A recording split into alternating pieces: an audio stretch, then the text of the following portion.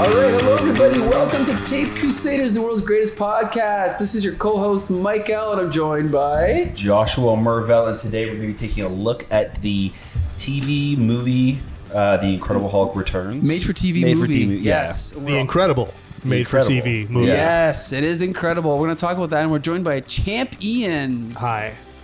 Hi guys, how you doing? You know. Okay, so really quick preamble. When I grew up, the Hulk was still on TV, okay? TV show. So I grew up with the Hulk, and I remember it being canceled. I remember being shockingly disappointed when it was canceled, and I waited. And Marvel used to announce, oh, we're going to have this movie, we're going to have that movie. And none of the movies ever came out. This was the one that finally, after all these false starts, they had a little picture of the Hulk fighting Thor in like Marvel bullpen bulletins. And then the movie came out, and it was a piece of shit. So my first question is, Josh, had you ever seen this before? Yes. So as a kid, I was really looking forward to, after seeing previews, the Ang Lee Hulk movie. Yes. And I was so excited as a kid. I remember asking to see the movie. I remember getting like the Hulk hands. I had an Incredible Hulk blanket. I was, so fascinated by it. And I remember asking for the movie for Christmas. And honestly, I don't think it had even been out on DVD or VHS yet. I think it was still in theaters. No. Oh, the Ang Lee Hulk. Gotcha. Movie. Okay. But because I had been asking for it, my grandmother went probably to Walmart in like the bargain bin. This is the same thing, right? Yeah. Oh, the Incredible Hulk. Yeah. This must be it. Yeah. So I remember opening it up on like Christmas and thinking like, this is it. This is what I've been waiting for. And I pop it in the DVD player. What a piece of shit. I hated it as a kid. I hated it. It was like such a disappointment. If I remember correctly too, I think that it had been like divided up into the actual episodes. No, it aired as a movie. Did it? Okay. Yeah. Because I remember somehow skipping. Maybe I just went to scene selection or something. I went to like the parts where they were fighting each other and then turned it off every time I wanted to watch it. Okay, so that was your first exposure to the Bill Bixby, Lou Ferrigno Hulk. Probably, but I know my dad really loved watching that as a kid as well. Okay. So I am familiar with it through him, but I'm not sure what I had seen first, honestly. Okay, yeah. Ian, do you have any familiarity with the Lou Ferrigno, Bill Bixby Hulk? Yes. Okay. Yes. I grew up around the same time as you did, so this was on television when I was coming up. I didn't care about it at all back then. I was in no way conscious of it being canceled because I didn't care. A lot of it felt familiar, though. This was a very familiar feeling movie. I don't think I've ever seen this particular thing, but as I'm sure we'll get to, a lot of things happen over and over and over and over and over in this film that I imagine also happened over and over in the TV show as well. So first, I'll just say quickly that I am in the process of rewatching every episode of the show with my brother. It's taken us 20 years because we just spread them out. We like to spread them out. You ready for another one? Yeah, okay, exactly. It's been 6 months. But I'm a huge fan of the pilot. And some of the episodes, the average episode's not great, but overall, I do like the premise. Kenneth Johnson's the creator. He also created V, the show V. Remember V? The lizards? Oh, one of my favorite TV shows. But anyway, so I'm a Kenneth Johnson, slappy. This movie, Kenneth Johnson has no involvement with it. Apparently, they announced the project. They contacted Bill Bixby. And then for some reason, Kenneth Johnson was offended, like, no phone call. So they made it without him involved. It was obviously a backdoor pilot for Thor. Yeah. Surprised that didn't land. All I can say is, as you know, Josh and I have both read Thor comics. Almost nothing like the comic book Thor. Nothing at all. The name is there. Yeah.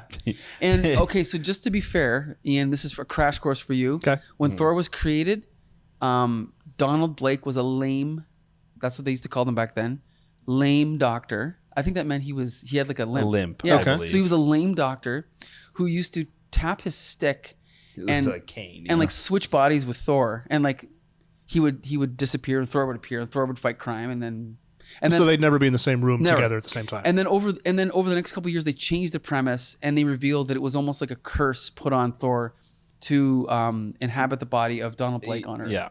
And then later they got rid of Donald Blake, and then later blah blah blah. So this is sort of a callback to that, but different and not Very as cool. different, yeah. Not as cool.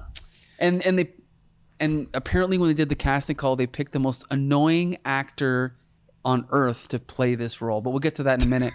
So you know what, so let's just say, you know, I got a lot to say, but Josh, overall, what was your impression having not seen it in 20 years or whatever? You know, it was charming. There was a lot of stuff I really kind of liked and was like, okay, I get it. Sure. But I think as a whole, as a movie, it was not very good. Yeah. And I don't know, maybe just like not very well thought out. Like it does feel like a Thor backdoor pilot. Sure. Before it feels like a continuation of the Hulk story. Like, like really, it just kind of feels like they had a premise for another episode and then kind of shoved Thor in there to you know, fluff up the timing. Sure. Yeah. So, and we can get to more of that later, but Ian, what was your first impression? Oh boy. Deep sigh. Does anyone notice I'm wearing a kind of a green shirt? Oh yeah. Yeah, I got my To celebrate green- the Hulk, I yeah, kind of have yeah. some Yeah. tinge to this. Yeah. That's Hulk Day. kind of my impression of this movie. It's just like anything else that was going on. Like my cat would come up to me and I'd be like, "Oh, hey, it's my cat," and I'd pay attention to my cat instead. Yeah. And then I'd look up 2 minutes later, and like it's just a lot of people sitting and talking, and Yeah. it's just all boring exposition Yes. dialogue. And no, Well, there were the seeds of a good movie there. Yeah. Yeah. Like there was a couple of good ideas, and I don't know, Thor was a dork, but he was kind of fun. And yeah. Like the thing is, I like the one thing I like about the show is they treat the science with respect. Maybe it's not realistic; it's pseudoscience. Right. Yeah. But it's always like it looks like it's like a real laboratory and a real piece of equipment. And since it's low budget, this is one of the advantages of low budget. They don't have the money to make fake sets, so it kind of just looks like, you know, it's like, oh, it's the doctor's office down the street from me, right? Yeah. I like that. Yeah. But then the way that Donald Blake is introduced into the story, to me, is So awkward. backwards. Yeah. Because one of the things about the show is that David Banner is always searching for a cure. So if he hears about some experiment or some technique, he'll go and, like, you know, he'll become a janitor there and try to work there and figure out what's going on, or he'll meet some new people. But this one is the opposite, where Donald Blake comes to him. Why? Like, I know there's a connection with the strength, but how does he think Bruce Banner or David Banner can help him with this issue? It doesn't make any sense. Yeah, he said something about the fact that he was like watching a lecture of his at some point, Yeah. and he recognized that it was David Banner and not David Banyan. Banyan. Yeah, It's always just off by a few letters. yeah. So yeah, it's just happenstance that he's there, but it's not even like we see him like discover it or anything. He's just I know. all of a sudden in the laboratory while Bruce is about to, or David is about to turn himself back into his original form, Right. getting rid of the Hulk and expelling the gamma radiation from him. So yeah, it's weird. He just kind of shows up. But you just made a good point, though, because if they would have dramatized the way he became Thor, and then had him go, oh, I have a problem now and I have to solve it. And then he remembers, oh, David Banner, or like almost do it through his point of view. But by doing it backwards, they did it backwards two ways. They have Donald Blake seek out David Banner, but they also don't show anything he does. It's just all explained to him. And then remember, he's like, oh, you want me to show you? Do I have to show you to him? Okay, I'll show it to you. You know, it's just so badly handled and undramatic, right? Yeah, why doesn't he go to him like it's just happenstance that he turns into Thor? Like he's asking him about the hammer in particular. I don't know, something, but it does feel very like sloppy. And that's the thing, is like, I'm not expecting genius writing. I just want like 5 extra minutes of thinking of how can we make this just a little bit better? You know what I mean? A little bit more logical, and give him a stronger motivation. And then the bad guys are barely in the movie for the first half of the movie. Right. And then when they do come in, they're all I think terribly written. And then when they try to juggle the two plots, they don't mesh together. Like, Not at all. They'll have like a cool twist with one character, and then it'll just cut back to like Thor drinking beer and having fun, or in the bar or whatever. Like, you know what though? I will say I feel like whenever Thor's on the screen is when it works. Sure. I don't know why. I kind of enjoyed him. It's because that's the only time there was anything happening. Right. That's fair. Yeah. He everything else was just hamming so bland. it up. Everything else that happened in this movie happened across a table. Yeah. Somebody talking to somebody and just reverse shot back and forth. Right. And then Thor's on the screen. It's like, oh, thank God. There's a little break from this. It's going to be dorky, him hamming it up. But at least it's something. At least it's something a little bit different. Yeah, for sure. Yeah, the thing is, honestly, I didn't hate Thor. I thought the actor, I don't know if you have it on IMDb there, Ian, in your research. Eric Allan Kramer. Okay. In his probably only role ever. You know, He was the father in Good Luck Charlie. It's like a Disney Channel show from like the 2000s that I'm familiar with. Oh, Robin Hood Men in Tights. Can you check to see? That's right. He is in Robin Hood Men in Tights. Okay, was he in True Romance? I believe he was. Yes, he was. See, I knew it. Yeah, so he's in True Romance. Okay. So he's actually a pretty good actor. And to be honest, I think he looks more like Thor than Chris Hemsworth does, personally. Like, I like Chris Hemsworth, but this guy actually looks more like Thor to me. So are you saying that the modern Thor movies have been miscast and that they should have gotten use this guy? Maybe. Eric Allan Kramer to Yeah. Maybe. So we all agree that we like Eric Allan Kramer. Now let's talk about what's the actor's name that played Donald Blake? Donald Blake, Steve Levitt. Oof. Not great. No, I really didn't like him. I didn't like him as a kid, and I don't like him now. He's extremely annoying. Just I don't think that the script did him any favors either, because there is this great moment where it's after the first time we see Thor and they fight in the laboratory and they break all the equipment. Sure. And they're driving away from the science lab the next day, and David has this moment where he's like kind of like thinking about all of this and really kind of thoughtful, and he goes, the power of the gods, it like trapped in a bottle. And he goes, yeah, David, yeah. It's like, whoa.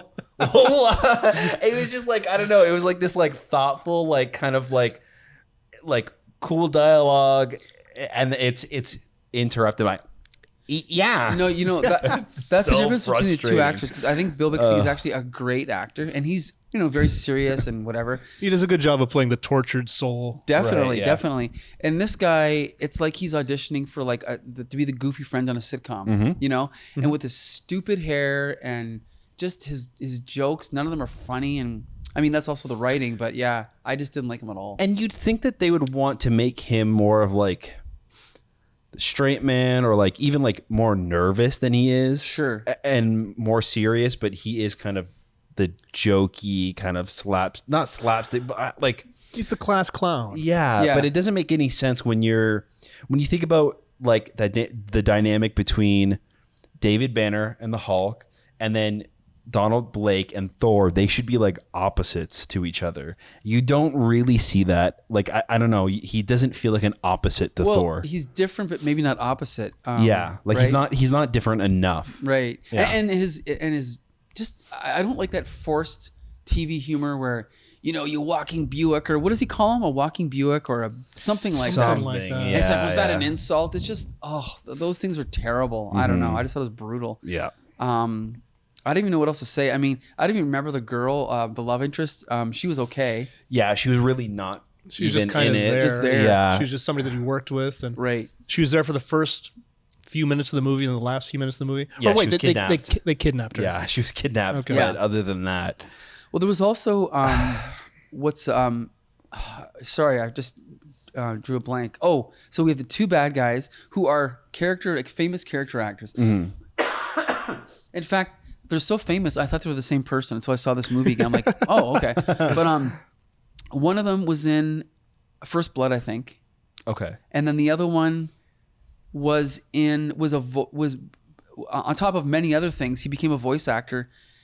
And there's a character in Superman the Animated Series that's based on him. Like, it looks so much like him. You're like, oh, I know who that is. And you look at the credits and it's him. Yeah. I'm pretty sure. Maybe I'm just making that up. But I don't know. I just pulled it out of my ass. But there's one other character we got to talk about, and that's, Mr. McGee.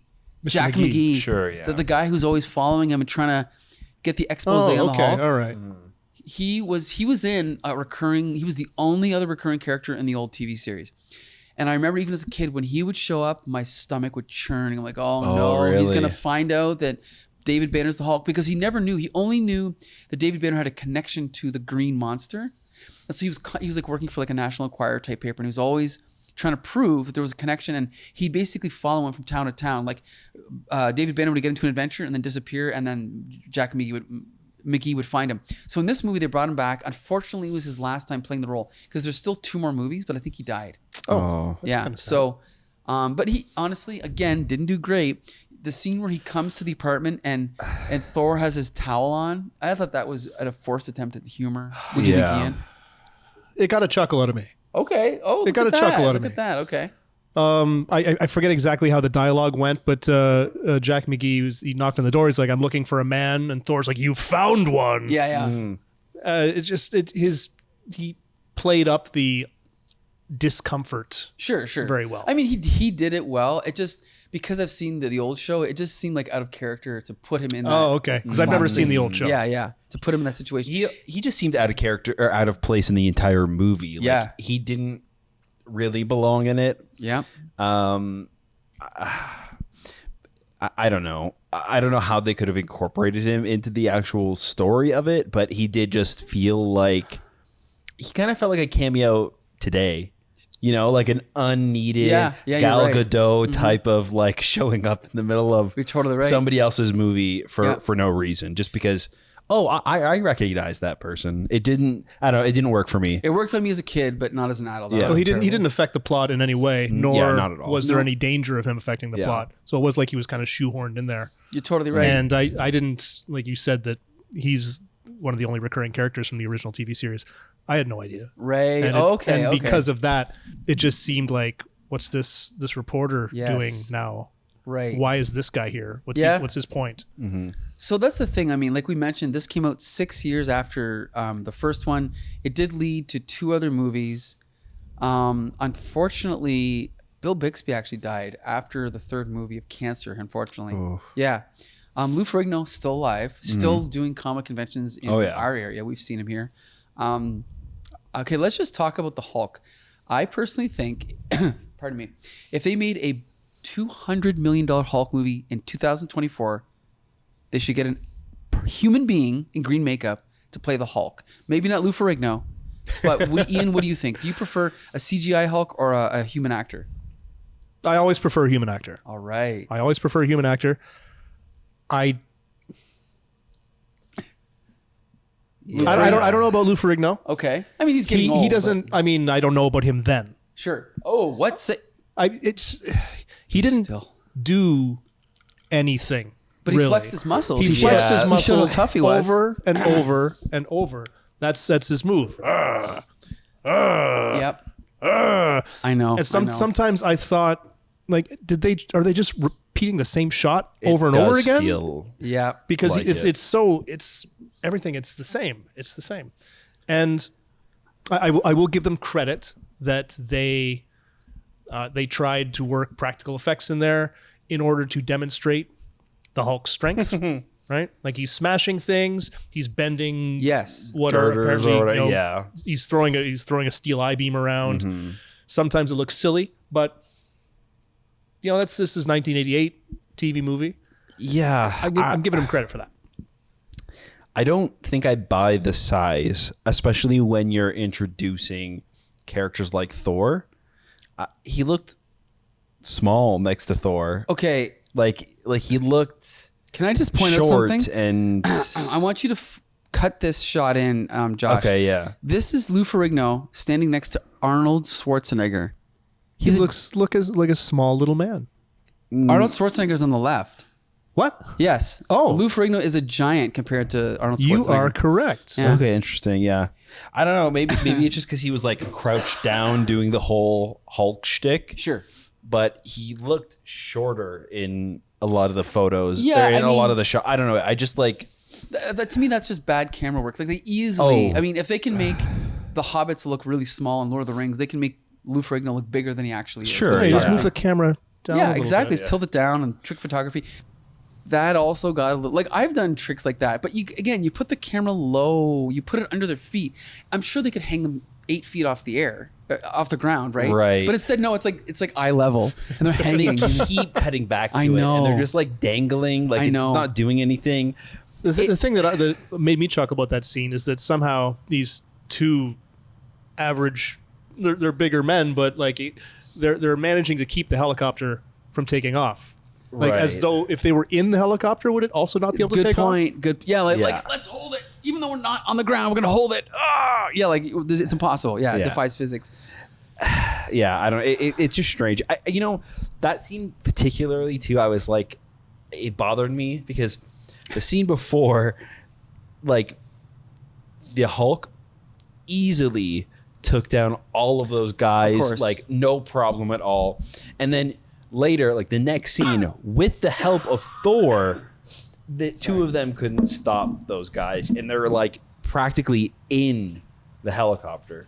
True, but they also had a dart gun. Didn't they tranquilize Her, but not No, they them, right? tranquilized Did they tranquilized the Hulk.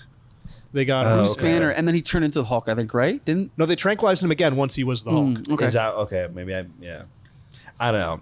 It was Here's the thing. I'm going to say one more thing about CGI. Yeah. I think audiences expect things to be CGI now, but I think, for example, Grogu. Grogu is a puppet, and my theory is, I'm not kidding, if Grogu, you know who Grogu is, right? Is he the from that Star Wars thing? Baby Baby Yoda. Yoda. Baby Yoda, Okay. yeah. Yeah. And you haven't seen Mandalorian, eh? No. Okay. I'm going to say, if Grogu was a CGI character, nobody would care about him. That is my theory, okay? I 100% believe that. And when they were creating the character, they created the puppet. And then they're like, okay, and now we're going to do the CGI version for the real movie or the real show. And the famous director, Werner Herzog, who was an actor in the show, was like, no, keep him a puppet, you cowards. And he said that with a German accent, so it was even more effective. Did he use the word cowards? Yeah, he did. He actually used the word cowards. Keep it a puppet. I love it. I love it. And personally, like, I think that if they just had a guy in green makeup, I think people would accept it the same way they accept, what's his name, Chris Batista as Drax, yeah. right? Like, people accept, like, if they just said, okay, Yeah. this is the Hulk, people would go, okay, I believe it, it's the Hulk. You're not convinced. I think that there's definitely ways to do both. Okay. I think that what's more convincing to me is like how you were talking about Lord of the Rings and the Hobbits. Like all of that was done with scale. Sure. I think that is definitely the way to go, rather than just making the Hulk human-ish size. I don't know. I picture the Hulk bigger. Like even in the comics, he's towering over people. So it's not basically just more like Thanos. right. Okay. Yeah. And you never saw Avengers, right, Ian? No, I'm at Iron Man 2 in my MCU. Okay. Yeah. So just so you know, Thanos is about what, 8 feet tall? Like, Yeah. Josh Brolin plays him, but it's a motion capture character, and he looks okay. But again, he does look incredible. But there's still that intellectual uncanny valley where you go, I know it's fake. Whereas with the Hulk, Lou Ferrigno's real. Yeah. But he does have also like shitty makeup on. He does? I didn't know he had makeup until I was an adult. I honestly did not know. Other than the green makeup, I knew he was green. But I'm like, who do we get to play the Hulk? Oh, look at this guy. Coincidentally. No, what it is I didn't realize that his forehead and his nose are prosthetic. I didn't know that until I was an adult. Oh, really? Yeah. And to me, the fact that I was fooled as a kid, I mean, that means it's okay, right? What do you think? Yeah. I feel like you could say the same thing for kids today, though. I don't know. What? Like, That they'll be fooled? fooled by current Hulk or current Thanos or something, you know? I was fooled by Scooby Doo when I was a kid. Yeah. That's There we a go. cartoon. Right? I don't know. The only way to know for sure is we'd have to ask an actual kid, what do you, because and I mean, this is just an anecdote. Do you prefer Lou Ferrigno? Yeah, or- yeah. No, let's do a survey. No, but I've heard like kids say like, oh, Empire Strikes Back, is that the one with the real Yoda? Like they use the word real when they describe a puppet. Now, again, this is just one person. It's just an anecdote. It may not be true, but I personally would like to see, like, for example, the Phantom Menace versus Attack of the Clones. Take a 5 or 10-year-old and say, which Yoda do you like better, the puppet or the CGI? And I don't know. Maybe it's something worth looking into. Yeah.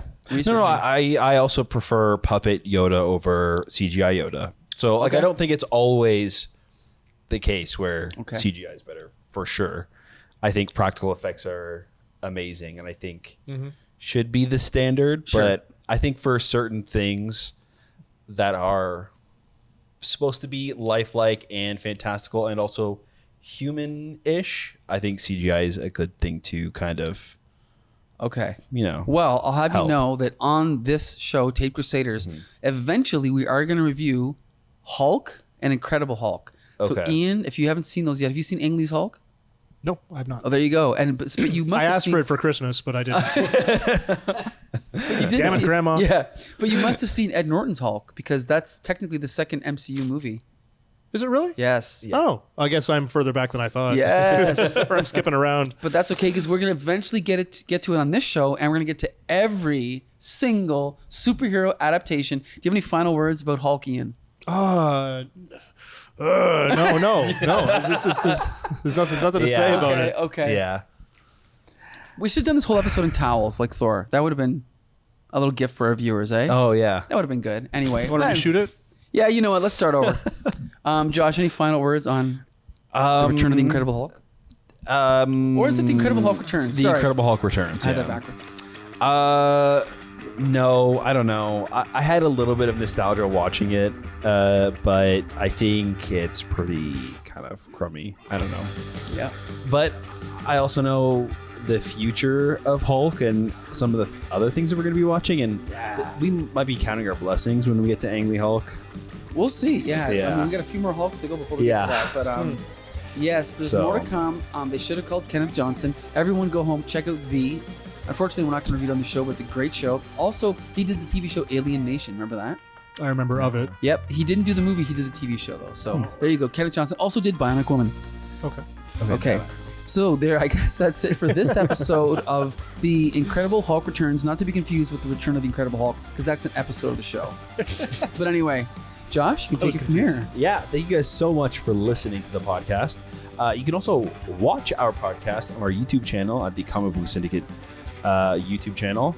You can also find all of our stuff over on our website at thecomicbooksyndicate.com. Make sure you guys leave us a review, give us a comment, let us know what you guys think about the shows, the movies, the comics we're talking about. Let us know what you guys think about the podcast, and let's keep in touch and keep that comics conversation going. And be sure to join us at Meteor. Oh, that's right. For our screenings of Batman, Scott Pilgrim, as well as many other comic book and superhero movies. That's right. So check the Meteor and the Comic Book Syndicate Facebook page to see all of the upcoming events and things that are going on here. Not only just with the Comic Book Syndicate, but we've got tons and tons of events. Got a couple things always going on. So things on the go. Yeah, check it out. All right. So until the next time, see you later.